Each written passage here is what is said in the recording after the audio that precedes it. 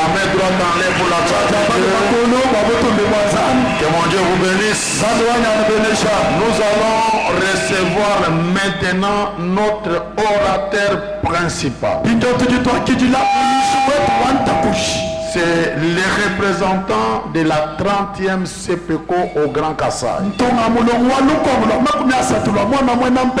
Il a reçu du Seigneur une grâce. Et c'est cette grâce qui a fait que la communauté soit stable, soit en paix, et que nous puissions rentrer dans notre mission, qui est celle de l'évangélisation. On en parlera quand ça sera le trimestre de l'évangélisation. Juste multipliez-vous. Les renards en flammes. Autant d'actions pour l'évangélisation. Comme je disais le premier jour, il est différent des autres représentants parce que lui n'est pas le représentant du bureau. Mais il est le représentant de l'évangélisation à gauche, à droite. J'aimerais que nous puissions les recevoir. Écoutez, vous savez pourquoi on ne parle pas anglais aujourd'hui? Nous ne parlons pas anglais parce qu'on n'aimait pas les professeurs d'anglais.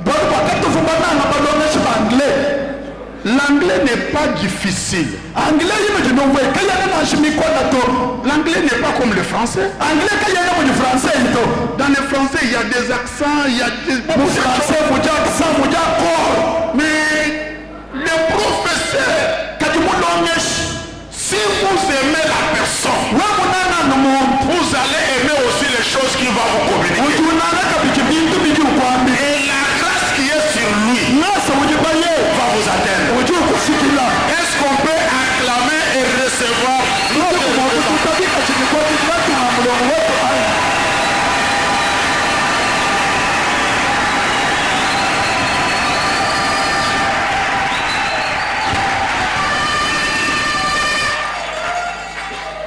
aussi le de moi nous présenter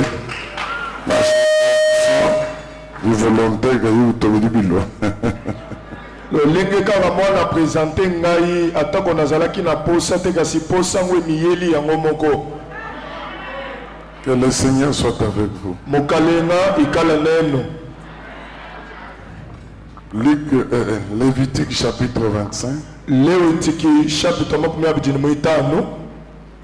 Verset 8 à 10. Le frère qui est à la machine, vous ajustez parce qu'il y a un deuxième passage que nous devons comparer. Deutéronome chapitre 15, sur le même tableau. Deutéronome chapitre 15.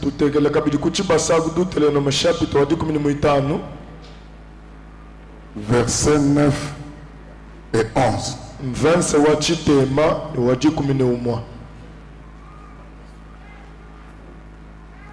Maintenant, mon fils, tu lis. Tu as laissé d'abord la première partie. Tu compteras 7 sabbats d'année. 7 fois 7 années. Et les jours de ces 7 sabbats d'année feront 49 ans. Allez-y au verset 9. Le 10e jour du 7e mois, tu feras retentir le son éclatant de la trompette. Les jours des expiations, vous sonnerez de la trompette dans tout votre pays. Merci. Verset 10. Et vous sanctifierez la 50e année. Vous publierez la liberté dans le pays pour tous ses habitants. Ce sera pour vous le jubilé. Chacun de vous écoutez. Chacun de vous retournera dans sa propriété et chacun de vous retournera dans sa famille.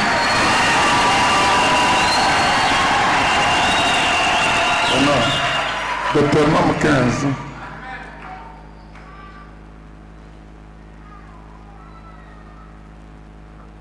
9 fils. Garde-toi d'être assez méchant pour dire à ton cœur, la 7e année, l'année qui relâche approche. Garde-toi d'avoir un œil sans pitié pour ton frère indigent et de lui faire un refus. Il crierait à l'Éternel contre toi et tu te chargerais d'un péché. Allez-y maintenant, verset 11.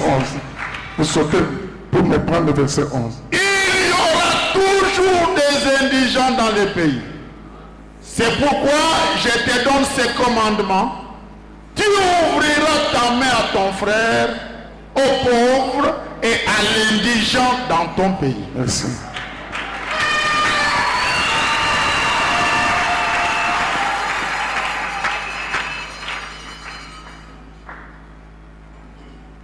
Mikande Ibiti.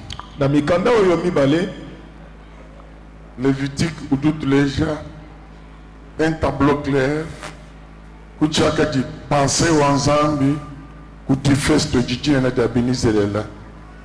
Jiji mokando wanzambi begin la fête d'or. Lévitique azali kolakisa biso penza na bopeto nyonso oyo ezalaki mokano ya nzambe na tina ya oyo etali penza feti oyo ya jubile oyo bazalaki kobenga nteke penza ya or. Une fête spéciale et particulière. Du festo ja habwaji jikale ni maluma sunguluke À cause et par son caractère sacré. bwangika jiluwaji wa jijila.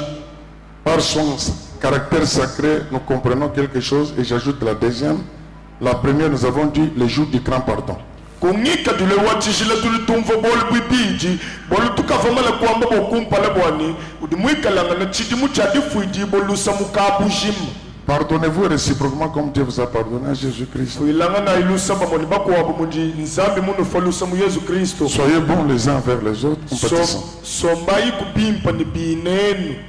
Maintenant, en revenant sur Lévitique verset 8, 25, 8.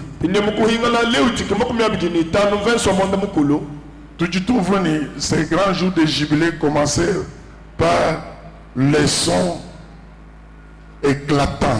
Tozali kososola ete jitukwedi jajandalala tifodi banga ni mwati mushikuka wampandalala. Les sons des trompettes éclatants. Miaji ya mpandalala mishikuke. Et ce son, on les sonnait dans tous les pays. Ni bafoba didisha mpandalala imujitunga dijim.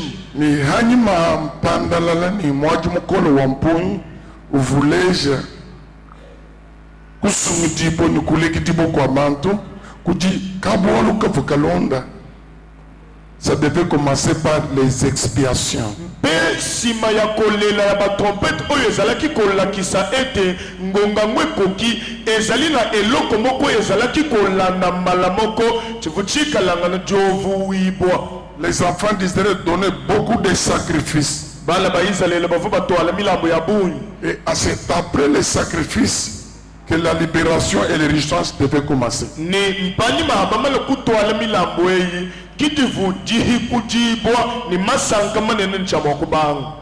Pourquoi ça commençait par les sacrifices de communion ou le sacrifice de pardon? Machinga ni bifu bibanila kumilambo eyi ya jovu wibo ni kufuidibo kwa lusi. Les jours des expiations. Jituku ya jovu wibwa. Expiation a une autre pensée où j'introduis, tu le dis, l'acquittement. Expiation oyo ezali na pensée mususu ona robanda na ngotongo oyo acquittement. Bantois, est-ce qu'ils étaient totalement acquittés? Est-ce que Milan pouvait filer? Il faut libérer Koufi Watiken. Parce que jubilé, vous m'avez comme forme un cycle. A dit 50e année où Chika, tu vois le 50e. Où vous avez l'abondance pour reproduire les années sabbatiques 7 fois 7. C'est que cycle moukoua mouta le coup jubilé moukoua vous bang. Azali komitu na suki bato yo penza bazalaki kokangola maya solo pe kolonga la kati ya pasi po feti oyo ya jubilé ezalaki na bacycle awa 50e année esili bakoti 51e année jubilé mususu cycle anyima mwadi wa mponyi bonso bokubwele mutikisha bonso bokubwele mu libération muntu yonso kuyinga na malobenda ni mufamiwe sima ya kolela batrompete mutu na mutu azalaki kokota la kati ya esengo azozongela penza libota na ye anyima ya milambo minene mifi sima ya bambeka minene bapesi. Est-ce que ces sacrifices libérer la vie ou ça couvrait la colère et les châtiments de Dieu? Parce que les cycles devaient recommencer. Milambwei, il faut ihikula mioyi ya bantu ibasulula kumpeka twanye il faut ni chabo kubwikila muchinji cha nzambi bolo mama na kuyifila nungweu kubanga kubalulula kwa matuku bwati kwa budifesto ya janda lalo kufukubanga.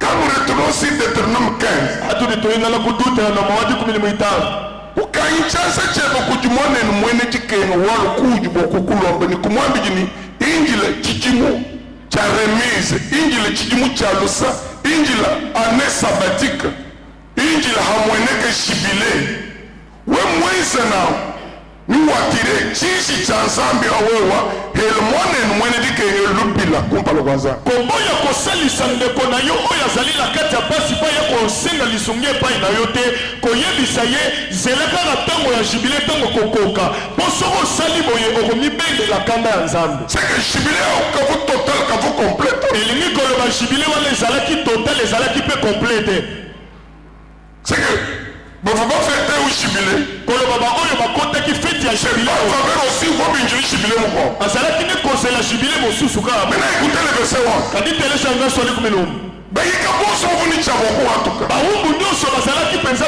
mutu yonso yingana mu propriété yena oyo mutu nyonso azongeli mabele mutu yonso yingana mu famille wena mutu nyonso azongeli mais pourquoi Moïse dit au verset 1 de Deutéronome 15 kadi botimeli il y aura toujours des indigents et des pauvres au milieu de vous wamani mukati manona mumweleka lubele tikena nibele lutatu akoto c'est jubilé binyawo tiandalele tifutikwa kutika yingana bantu bingana muki mwimba basanga tanto bayingana muki mune kabili kuvo enga soki bato bazali kokota vi ya malamu basepeli nsima nango basongeli kaka pasi c'est que milambo yonso yakadi bakila elingi koloba bambeka nyonso baleki opesa quand il veut identité totalement coulier ni compétition ouvrier un comment l'édition à vous vous regardez où est l'éditeur ezalaki kokambola bango na mobimba liboso mpenza ya châtiment oyo euteki na masumu te milambo oyi il veut bloquer tige dans zambi il retenir le châtiment la punition liée au péché mais le châtiment resté ça retenir Dieu à punir bambeka wana ezalaki kosala kaka eloko moko ishala mikanda tinsu cha nzambe kati manyoka mikala nuku nzambe mikala abwini kunyoka couvrir le péché n'est pas ôter le péché kubwikila mpeka tunkusilanga leli kumumbusha couvrir le péché n'est pas expier le péché kubwikila mpeka tunkusilanga leli kubofuwa parce que la dette n'est pas payée boluti banzekindi fuchibot je peux pas m'oublier ma honte kasi nkembo ezonge epai na nzambe parce que Jésus-Christ po yesu kristu est notre grand jubilé et l'accomplissement du vrai jubilé odimwikalanga ledi festo lyetu lya jandalala nidikumbane lya jandalala lya parce que à la croix du Calvaire alukumutumu cha baleka il a payé toute la facture wakafuta mushinga wa dibanza toi et moi nous sommes sacrifiés wewe ni mema kitwaleka benini dibanza yakangese musamu kokuliselo nzambe mukuya musoko wa kanyama na ngulu na nzambe nakoma mokolo moko na mboka kanyama bakutubili kudi eglise wetu kutoka bokombelo mulimo babengisa biso na eglise na biso akuna po toteya sango malamu mais bol bokansankishini luselo ni wakangesela nzambe le samedi matin pasteur responsable tatu ntumba ujubikele pasteur ndaku ni mukulu pare muke bakudi mulopoka songo nyembo grand chef lo bakata mbelo balolo likambo moko esepelisaki ngai mpo papa paster atindaki ngai koloba kende na mema paster akende pa ya mokonzi ya mboka azali koluka ye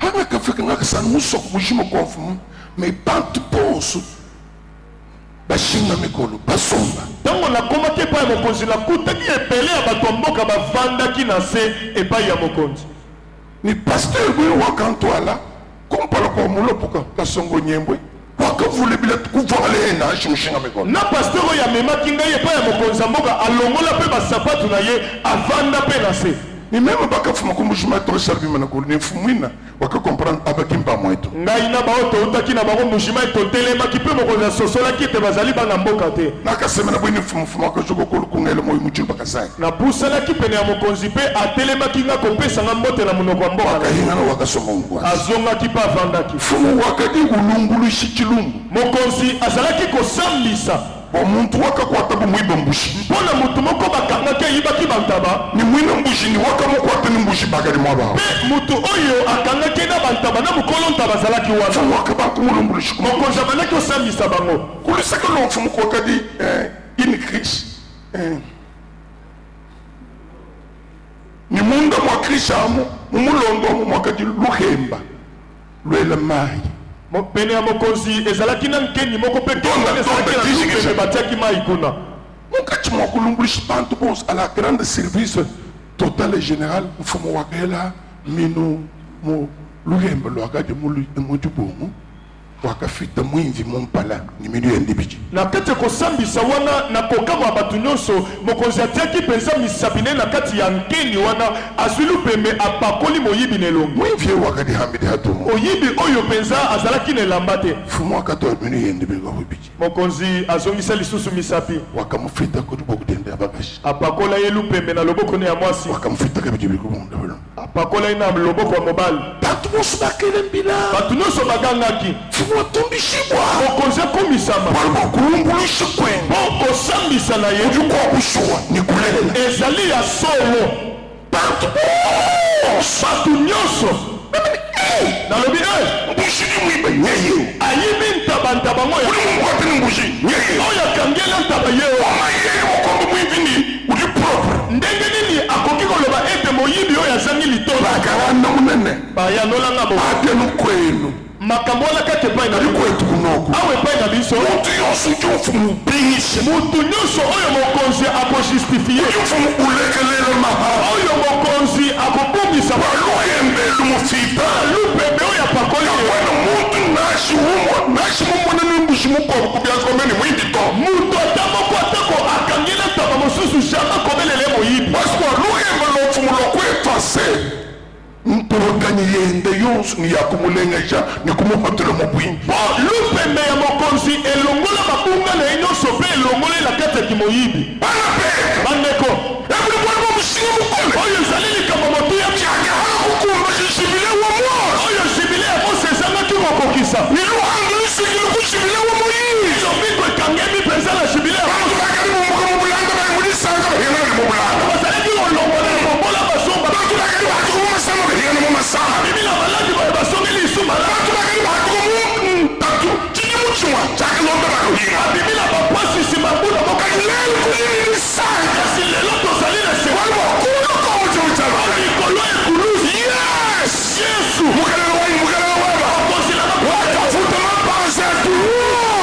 biso nyonso yango azali na koya koloba nde mulu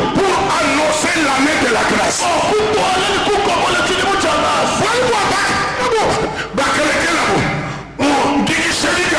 oba oyo batikaki na penza na bosombe oyo ya moza bango bazongela pasi kasi na mosala asalaki na zela afuta penza niongo oyo esipaki kanda ya nzambe ye amela mpe kanda ya nzambe nyonso oyo ezali likambo monene ya kosekela atako satana kotela atako ya kobundisa yo ozali na esalemi na bakilakashe oyo ezali bakilango bakomi peye kashe makambo esili nongo esili soko koti magasin kwensele facture basaleli facture kuti muntu kuchibi contrôler ezali na mutu kuna na porte azosala contrôle du contrôler azotala bokomani muntu du watuko mu boutique na shima magasin akokontrole amona mutu oyo akomi kobima na boutique to na magasin chidi monga te mu boutique echi eloko azwi na kati ya boutique oyo ni bandu ayibi esimosuba to asombi ya solo est-ce que on est ensemble ouais. voilà kene no contrôler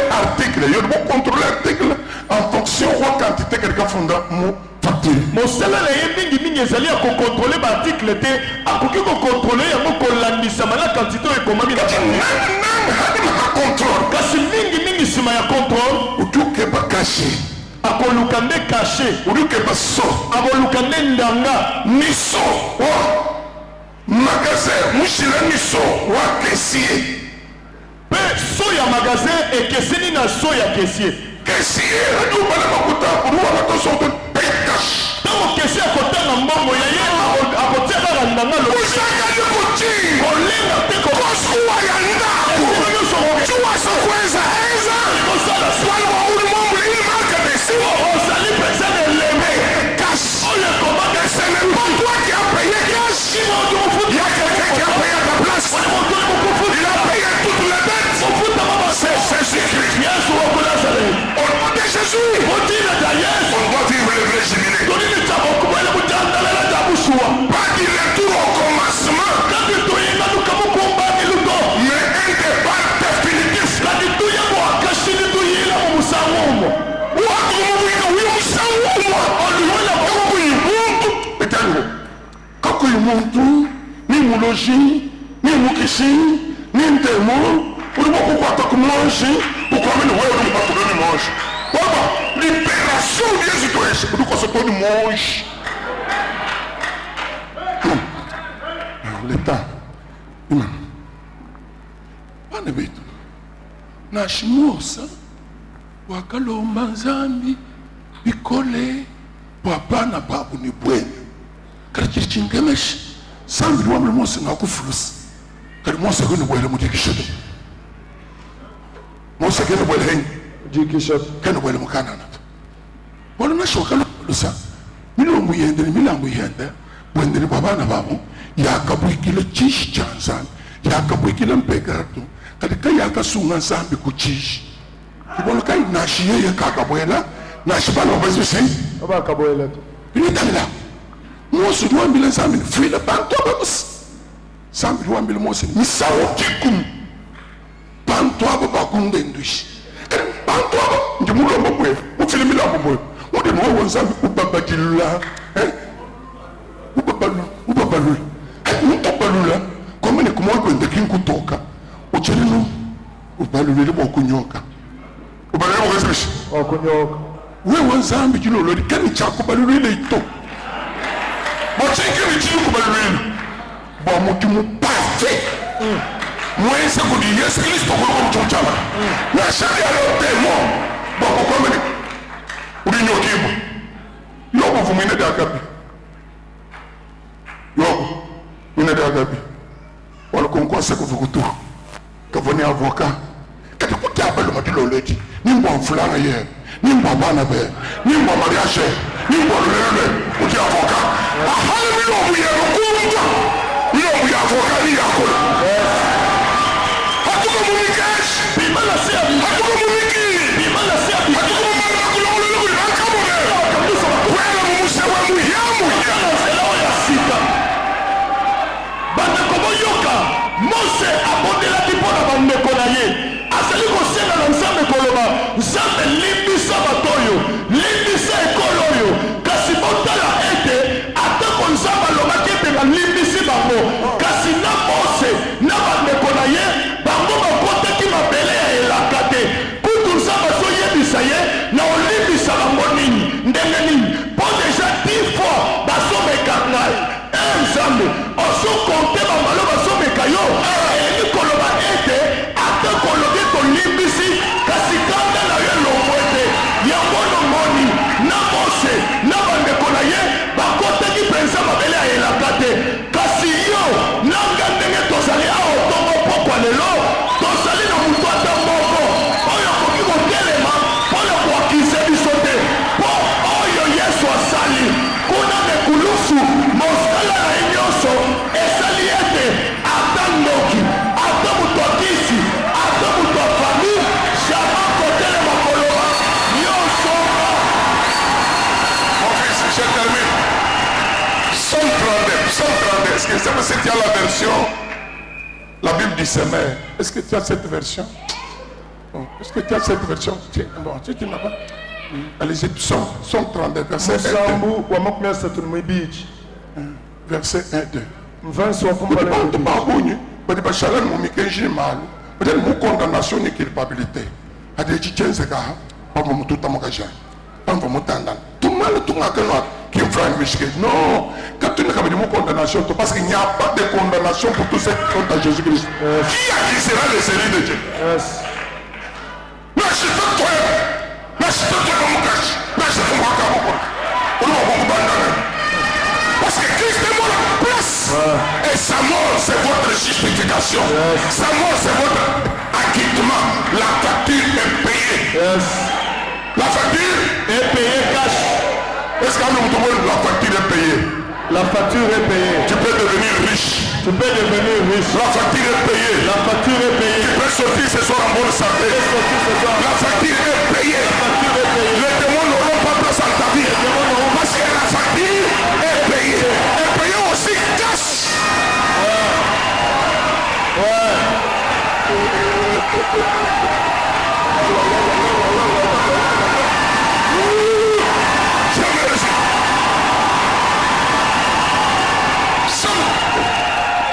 Mon élève, ici c'est déjà marqué là. Heureux celui à qui la transgression est remise, à qui le péché est pardonné. Verset 2. Verset 2. C'est quelle version? Hein? Allez-y, verset. Heureux l'homme à qui l'Éternel n'impute pas d'iniquité, et dans l'esprit duquel il n'y a point de fraude.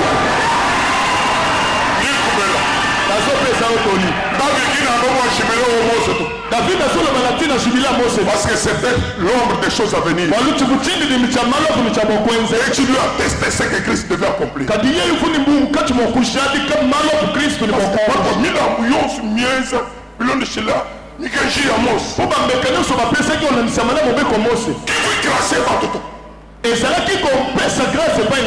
Il veut couvrir colère. Il mesure de clémence.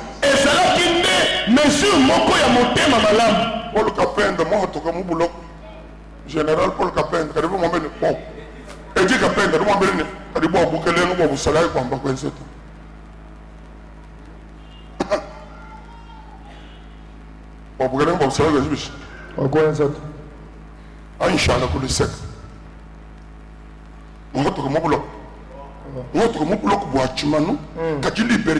Je suis ni privilège lié à la libération ou à la privé. Nash me faut banga tampe katukai. Atet bazwa ki lisumuni. Kuvuani kama kukushebela haye. L'addition pour pas mayo nango. Muchi mwe usanka. Motema na yo sepela. Parce que moi comme une culpabilité. Bon, quand il a une culpabilité salité. Chine chine mo kofera basse muntu mu bianza. Et là on est le coquille continue comme toi qui est liboso. C'est sortir dans l'esprit de se culpabiliser. Njini boire, on fait encore du temps. Njini boire. Quoi la cabine ne boire le temps. Et ça il suffit de camboter. On a pas qu'il faut connaître. Mwingi, on peut comme tu m'as dit, on hita ouais. Oyibe ikulu swalekio. Ukema. Aso kama yo. Ikala mwingi okulu comme tu m'as dit. Oyi oyibe oya ikulusu. Udi bwele kwa jiji mwasa. Udi saka jahansan. Ubwele ni yesu kwa di wewe. Malkan pangala malkan mei. Uchidani kudi muki yo wakwe. Kudi muki yo wakwe nza.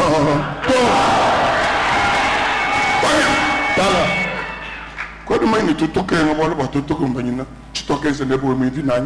Biso awa tozali komona pasi po tolongo bani na oyo tosalaki penza. Le vrai jubilé est là. Et c'est ce qui était la pensée de Dieu dans le jubilé. Du fait que le monde vini. Na shikini mwen séminaire.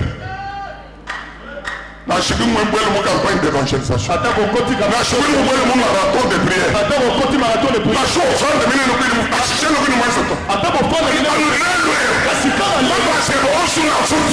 Là ni mère yo tokokota la paradis. ni du bwele mudi sango sha. Oyibe okoti na sengo yo tikali. Wa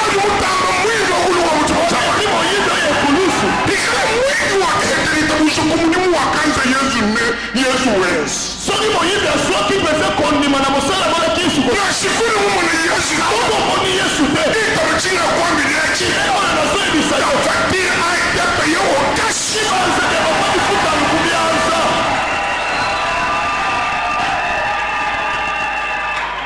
sumba machine soba moto sumba mpano soba mapano inga kumput kende moto uda kende bawulile bwali mubyazale kwela moboko na yo wakapfa commission remorka yoye flanc jalem hika mubyazale parce que la facture a été payée olutima osangima na kufuta et puis kabiki billet de billet aller simple non retour biye na ye ezali kaka ale eza na retour te sabi mwani kukuboesha mujibakani mujisanga kwa kuhiyo na kulikana kumshika esi asokiso na libala pe lesengo okosonga mpenza na kimonzemba te bakosela trop nibindilo pe ewe umamalo kotologie okendaka kobebisa te wewandako yo kendeka nitukumwana mwabe tokomona yo awa kaba akukumwana to bakomona yo te odumu sansinike ozali na sansi ni muntu liweza munjili wa sansinike to ezotambola na katutu kurwazeli mashini makwamuka kutana na motuka mosusu te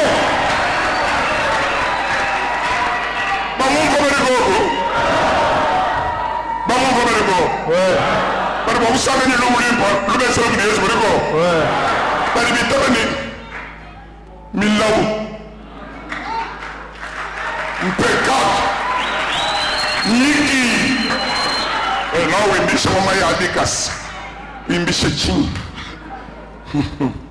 wakayiyimbishile kulo kwa muchimu chama kana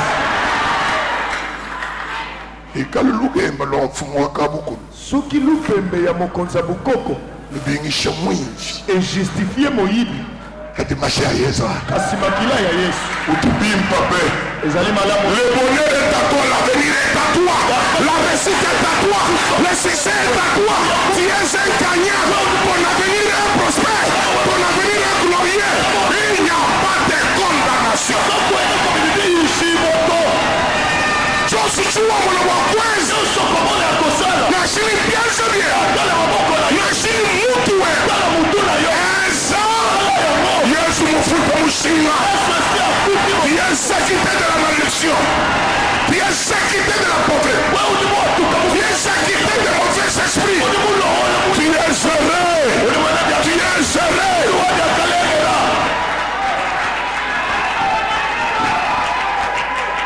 bari basanganye lumulimbo bari bogo bayi bimana kulutu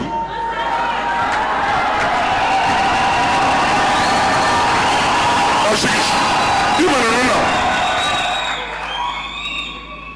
bena meji baku insect bamage oyo ya este kabakumbu na shilumulimba to bayoka ata sango malamu te bakamona mukenyi wa lumulu bango bamonaki kaka elembo moko ya sango malamu sensa ya lumulu bamonaki pole ya sango malamu bakato hanyuma hansensa ya lumulu mpe ni mutoto wa lumulu balanda monzoto mpe pole wana ya sango malamu akafika bumwabo wakati lumulu mpe luvala mobiki ekomaki bango esika sango malamu elatelaki nzoto cancel pour nous tous de la 30e mwaba wa lumulu mpe lwa yesu luvala muntu mpo na biso nyonso bato ya 30e kansele ezali esika wapi tomonaki sango malamu na nzoto ya motu tinkwambela bali bukwa azoyebisa yo likambo moko ilu pere ilunga mukubi mukebe badyambushi kabamba chunza kalombo daniel mwineko mena jumumwana mumbushi maye bubambi badi batompo mahatuka munzu bwemu kajeni wewa uli musomba mumutoto mukudimuka muntu wali mutoto wakabahambuka tuli bahita malumu 50 bimpambu bidi kadi mudi basungula bashalani basungula sabe kukuhima jana monje mutoto kwa sana lwendo toko ino muzubu usangala bebe uchiyoyi mumanjwa antwabu bwa mushinga wa lungu limpo lubwala mubichi les privilèges du jubilé nous devons les vivre et les réaliser nous devons les vivre et les... ce n'est pas du seul camp ce n'est pas du seul camp c'est une réalité Dieu est réel ministériel bakakamula bibuchile byabo bya bintu kabakatula tulambulambu bakatula milambu kinyi d'un roi. Olika Joseph kavuma kulekele Maria to wali milambu yakafila buku libina meshi bakwe sete yakayegwe Joseph wakantu kudundisha kitanda ya mabaya wali mukashi mulenga umemu pengu ngenzele walbo mukajeru mulele mwana uri balambula bintulu bya mushinga yede mukashi memu mulekele muvo mwacho mikulekele Maria mvongezerere zambi twaseketile walbo mumwanemu mumufuma mulambu mulenga entre